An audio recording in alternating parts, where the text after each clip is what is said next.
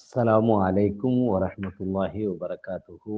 இன்றைய 14ஆம் நாளினுடைய பாடமாக இஸ்லாத்தினுடைய அர்கானுல் இஸ்லாம் என்கின்ற இஸ்லாத்தினுடைய அடிப்படைகள் 5 அடிப்படையான கடமைகள் இருக்கிறது. முதலாவது லா இலாஹ இல்லல்லாஹ் முஹம்மது ரசூலுல்லாஹ் என்ற கலிமாவை அதனுடைய அர்த்தத்தை மனதில் உள்வாங்கி நம்பிக்கை கொண்டு வாய் வழியாக நாம் உறுதிமொழி அளிப்பது. அது சம்பந்தமான விரிவான விளக்கத்தை அல்லாஹுவை நம்பிக்கை கொள்வது, வானவர்களை நம்புறது, வேதங்களை நம்புறது, இறை தூதர்களை நம்புவது, இறந்ததுக்கு பிறகு உண்டான மறுமை வாழ்க்கையை நம்புவது, மனித வாழ்க்கையில் நடக்கக்கூடிய நன்மை தீமையாகவும் இறைவனுடைய விதியின் பிரகாரம் நடக்கிறது என்ற அந்த 6 நம்பிக்கைகள் நம்ம ஓரளவு சுருக்கமாக நாம் பார்த்து இருக்கிறோம் கடந்த 10 நாட்களில். இப்போ நாம் பார்க்க இருக்கக்கூடிய இரண்டாவது இஸ்லாத்தினுடைய கடமைகளில் இரண்டாவது, முதல்ல கலிமா சொல்கிற அதுக்கான விளக்கத்தை பார்த்தாச்சு. இப்போ ரெண்டாவது நம்ம படிக்க இருக்கிறது தொழுகையை பற்றிய உள்ள பாடம். அப்போ அந்த தொழுகையை தினமும் இரவுலையும் பகல்லையும் சேர்த்து 5 நேரம் தொழணும். அந்த தொழுகையை தொழுவதற்கு முன்னால் நாம் தஹாரா, தூய்மை, உடல் சுத்தம், உள்ளம் சுத்தம், நம்முடைய தொழுகின்ற இடம் சுத்தம், இது சம்பந்தமான தூய்மை குறித்தான விஷயங்களை நாம் பார்க்க இருக்கிறோம். அதில் முதலாவது, நாம் வழமையாக ஒரு இறை நம்பிக்கையாளன், ஒரு முஸ்லீம் பின்பற்ற வேண்டிய வழிமுறைகள் சுன்னா என்று சொல்லப்படும். சுன்னான்னு சொன்னால் முகமது நபி காட்டிய வழிமுறைகளை நாம் நம்முடைய வாழ்க்கையில், நம்முடைய சொல்லிலையும், நம்முடைய செயல்பாட்டிலையும், நம்முடைய நம்பிக்கையிலையும் நம்ம என்ன செய்யணும், அதை உறுதிப்படுத்தி வெளிப்படுத்தி நாம் என்ன செய்யணும், நாம் வாழ வேண்டும். அந்த அடிப்படையில் ஒவ்வொரு இறை நம்பிக்கையாளனும் அன்றாடம் பேணி நடக்க வேண்டிய சில சுன்னத்தான வழிமுறைகள், சுன்னத்தான இயல்பாகவே இது நம்ம பேண வேண்டிய ஒரு விஷயம். இருந்தாலும் இஸ்லாம் இதுக்கு கூடுதலான நன்மைகளை சொல்லி நம்மளை ஆர்வம் உண்டு. அப்போ அந்த மாதிரியான காரியங்கள் என்ன அப்படின்னா,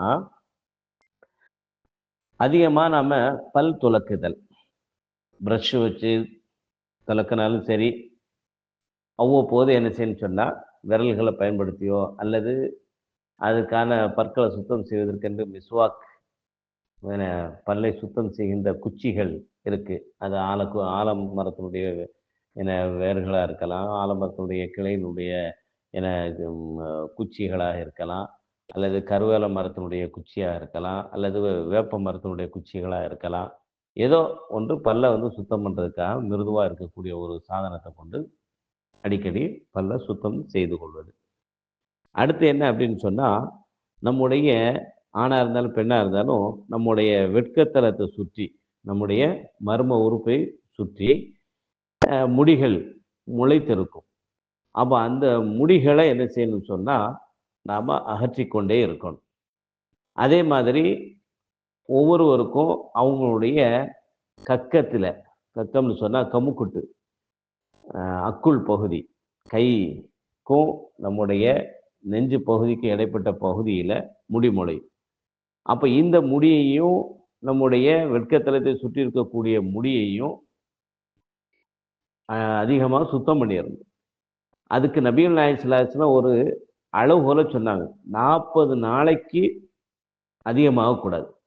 40 நாள் வரைக்கும் நீங்கள் சுத்தம் செய்யாமல் விட்டுட்டா உங்கள் மேலே குற்றம் இல்லை. ஆனால் 40 நாளை கடந்துருச்சுன்னா அது வரைக்கும் 42 நாள் ஆச்சு, 45 நாள் ஆச்சு, நம்ம அக்குள் முடியை எடுக்கலை, நம்முடைய மர்மஸ்தானத்தை சுற்றி இருக்கக்கூடிய முடியை நம்ம எடுக்காமல் இருந்தோம்னா இதுக்காக இறைவன் கொஸ்டின் நம்மள்கிட்ட கேட்பார். அது தண்டனைக்குரிய செயலாய். அதனால் நாம் இந்த விஷயத்தில் கவனம் எடுத்துக்கிடணும். அதே மாதிரி தான் இந்த கை கால்களில் இருக்கக்கூடிய நகங்களை வெட்டுறது, இதுக்கும் அதே 40 நாள் கணக்கு. அதை தாண்டக்கூடாது. ஏன்னா கூடுமான வரைக்கும் வாரந்தோறும் நம்ம இவற்றையெல்லாம் சரி செய்து கொள்வது விரும்பத்தக்க ஒரு செயல். ஏன்னா இது இயல்பாக நம்ம செய்து கொள்ள வேண்டிய ஒன்று. சரி, 3 ஆச்சுங்களா? 4வது விஷயம் என்ன அப்படின்னு சொன்னா, ஆண்களா இருந்தா கத்துனா விருத்த சேதனம் தமிழ்ல. ஷார்ட்டா சொல்றதுன்னா சுன்னத் கல்யாணம்னு சொல்லி முஸ்லிம்கள் சொல்லி நீங்க கேட்டிருப்பீங்க.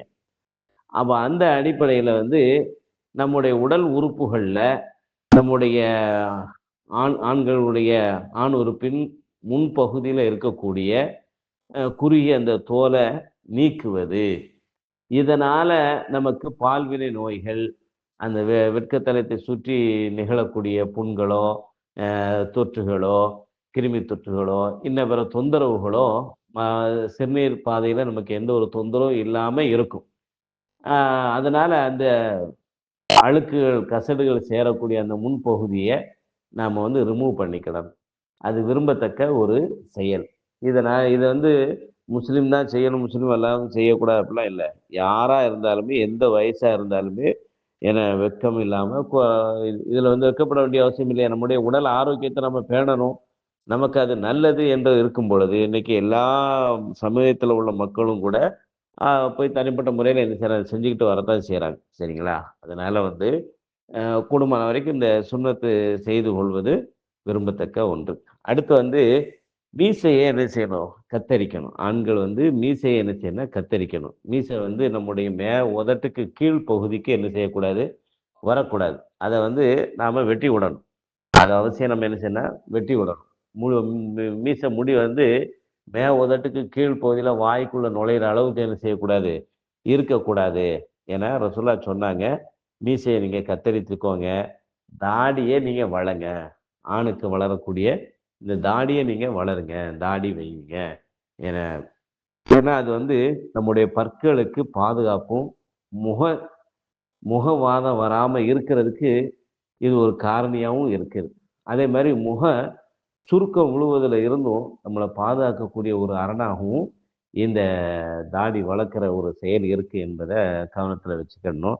அப்போ ஆணுக்கு அழகு என்ன கம்பீரத்த, கண்ணியத்த தரக்கூடியது இந்த தாடி தான். அதனால ரசூலுல்லாஹ் சொன்னாங்க, "தாடிய நீங்க வளருங்க. ஏன்னா ஷேவிங் பண்றத விட்டுட்டு தாடிய வளருங்க. தாடிய பெருசா காடு மாரி வளர்த்துருக்கோம் அப்படிங்கிறதெல்லாம் இல்ல. தாடிய வளருங்க. தாடி இருக்கு. முகத்த பார்த்தா உங்க முகத்துல தாடி இருக்கு அப்படின்னு தெரியும். அந்த அடிப்படையில என்ன செய்யணும், தாடிய நாம வந்து அழகுபடுத்தி வைத்துக் கொள்ள வேண்டும். மீசைய நல்லா ஒட்ட கத்தரித்துக்கிடுறது என விரும்பத்தக்க ஒரு செயல். இதுவும் அன்றாடம் நம்ம பேண வேண்டிய விஷயங்கள். இருந்தாலும் மார்க்கம் இதுக்கு என அ இந்த காரியங்களை எல்லாம் வழமையா நம்ம செஞ்சுக்கிட்டு வந்தா, பேணி வந்தா நமக்கு அ நன்மையும் கூட அப்படிங்கிறத இஸ்லாம் நமக்கு சொல்லித் தருது. சரிங்களா? இது அல்லாம பொதுவான சுத்தபத்தமா நாம எப்போதுமே நம்ம நம்முடைய உடை, நம்முடைய பேச்சு, நம்முடைய உள்ளம், நம்முடைய வெளிப்புற செயல்பாடுகள் அ எல்லாமே சுத்தமாக நம்ம சுற்றுப்புறத்தை சுத்தமாக வைத்துக் கொள்வது ஒரு இறை நம்பிக்கையாளருக்கு விரும்பத்தக்க ஒரு செயல் என்பதை நாம புரியணும். அதேபோல நபிகள் நாயகம் ஸல்லல்லாஹு அலைஹி வஸல்லம் அவங்களும் சொன்னாங்க. அதாவது இஸ்லாத்தினுடைய காரியங்கள்ல ஆக மதிப்பு மிக்கது, உயர்வானது என ஈடேற்றத்திற்குரிய ஒன்று என்ன அப்படின்னு சொன்னா, லா இலாஹ இல்லல்லாஹ்வ நம்பிக்கை கொண்டு அதை மொழிந்து அந்த அடிப்படையில நம்முடைய வாழ்க்கையினுடைய இறுதி மூச்சு வரை அமையப் பெறுவது. அதுக்கு அடுத்து அதே இதுல வந்து இஸ்லாமிய காரியங்கள்ல ஆக குறைந்தபட்ச என கடைசி மதிப்பு நிலையில இருக்கக்கூடியது என்ன அப்படின்னு சொன்னா, மக்களுக்கு தொல்லை தரக்கூடிய பொருள்கள நம்ம பார்த்துட்டா, நம்ம பாதிக்கப்பட்டுட்டா, அந்த பொருள்கள நாம வந்து பிறருக்கு தொல்லை தனக்கு தீங்கு தந்த ஒரு பொருள் மற்றவர்களுக்கு தீங்கு தராத வகையில அத நாம என்ன செய்யணும்? அகற்றி போடுவது. அல்லது நம்ம நடந்து போறோம். நமக்கே தெரியுது இதனால மக்கள் பாதிப்படைவாங்க. நம்ம கண்ணு இருக்கு பார்த்து வந்துர்றோம். சிலவங்க பார்க்காம வருவாங்க. அவசரத்துல வருவாங்க. அப்ப இவங்க அதில வெ வெ வெ பாதிப்புக்கு உள்ளாவாங்கன்னு சொல்லி, அந்த அசுத்த பொருட்கள, அசுத்தம் தொல்லை தரக்கூடிய பொருள்கள நடைபாதைய விட்டு அகற்றுவதும் கூட, இறைவனுடைய திருப்பொருத்தத்தை தேடி தரக்கூடிய ஒரு முக்கியமான அமல் என்பதை நாம புரிந்து கொள்ளணும். அப்ப இது வளமையா ஒரு முஸ்லிம் வந்து சுத்தத்தை எல்லா நிலைகள்லயும் என்ன செய்யணும்னா, எந்நேரமும் நம்ம கடைபிடித்து இருக்கணும் என்பத மார்க்கம் நமக்கு சொல்லித் தருது. சரி. அந்த அடிப்படையில 1வது விஷயம் என்ன அப்படின்னா, மலஜலம் கழிப்பது. நம்ம பாத்ரூம் போறோம். 1 பாத்துக்கு போறோம் அல்லது 2 பாத் கழிக்கிறதுக்கு நம்ம போறோம்னா, அதுக்கு சில ஒழுங்குகள இஸ்லாம் சொல்லியிருக்கு. அதுல 1வது விஷயம் என்ன அப்படின்னா, நம்ம மலஜலம் கழிப்பதற்காக பாத்ரூமுக்குள்ள மறைவிடத்தை தேடி தான் நம்ம போகணும். பப்ளிக்காக போகிறத தவிர்க்கணும். வேற வழியே இல்லை, பப்ளிக்கில் அப்படி போய் தான் ஆகணும்னு சொன்னால் மக்களுடைய பார்வையை விட்டு நாம் தூரமாக போகணும். தூரமாக போகணுடைய பொருள் என்னென்னா, நம்முடைய மர்மஸ்தானத்தை அடுத்தவங்க பார்க்காத வகையில் தூரம் தொலைக்கு நம்ம என்ன செய்யணும், போய்க்கிடணும் அப்படிங்கிறத புரிஞ்சுக்கோங்க. சரி, இப்போ மலஜலம் கழிக்க போகக்கூடிய அந்த ரூமுக்கு உள்ளால நாம் மலஜலம் கழிக்க போகிறதுக்கு முன்னாடி நம்ம உள்ளே நுழையும் பொழுது இடது காலை வைத்து என்ன செய்யணும், உள்ளே போகும் பொழுது அல்லாஹும்ம இன்னி அஊது பிக்க மினல் ஹுபுசி வல் ஹபாஇசி என்று நாம சொல்லணும். அல்லாஹும்ம இன்னி அஊது பிக்க மினல் ஹுபுசி வல் ஹபாஇசி என்று நம்ம சொல்லணும். ஏன்னா இந்த மலஜல கூட்டத்துக்கு தனியாக போகிறோம். ஏன்னா எந்த ஒரு அசம்பாவிதம் நமக்கு நிகழாத வகையில் வேறு எந்த தீய எண்ணங்கள் நம்முடைய உள்ளத்தில் உதித்து தப்பான காரியங்களை நம்ம செய்யாமல் இருப்பதற்கும் நாம் இறைவன்கிட்ட பிராய் பரிகார துவாவை நம்ம என்ன செய்யணும், செஞ்சுக்கிட்டு நம்ம என்ன செய்யணும், போகணும், உதவி தேடியவர்களாக போகணும். சரி, அடுத்து நாம் மலஜலம் கழிக்கிறத மற்றவங்க பார்க்காத வகையில் நாம் திரையிட்டு கொள்வது, மறைத்து கொள்வது.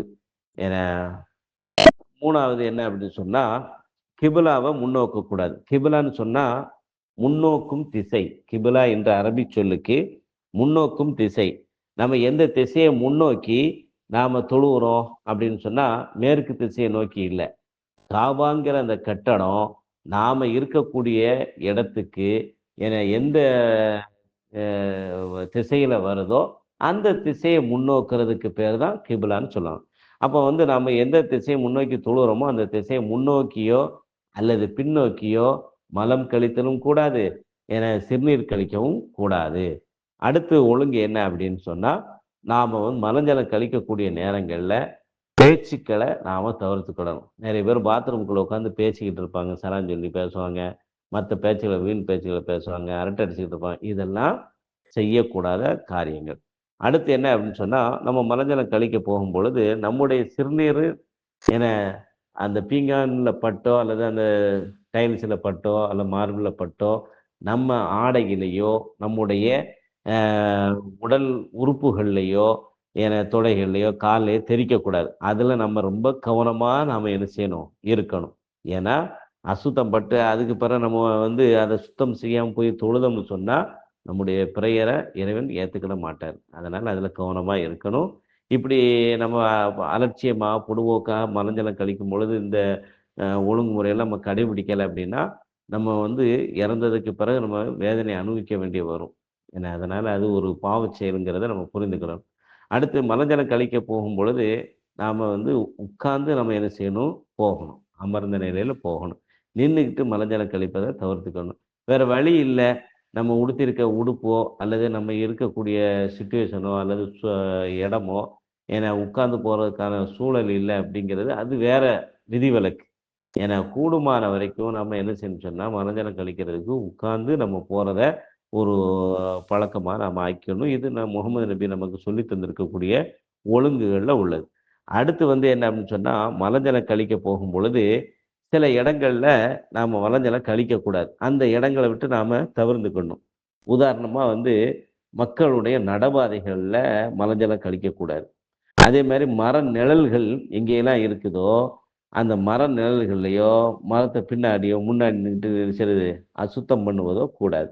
அதே மாதிரி மக்கள் எல்லாரும் எங்கு இளைப்பாறுவாங்களோ ஓய்வு எடுப்பாங்களோ அந்த இடங்கள்ல என்ன செய்யக்கூடாது, நாம் அசுத்தம் பண்ணக்கூடாது. நிறைய பேர் இதில் பார்த்தீங்கன்னா பஸ் ஸ்டாண்டில் நிற்பாங்க, பயணிகள் நிழல் கொடையில் பின்பக்கமாக போய் என்ன செய்ய மலஜலம் கழிப்பாங்க. அப்போ அங்கே நிற்க முடியுமா பயணிகள்? அப்போ இது போன்ற அருவருப்பான ஒழுக்கக்கேடான அநாகரிக செயல்களை நாம் என்ன செய்யக்கூடாது.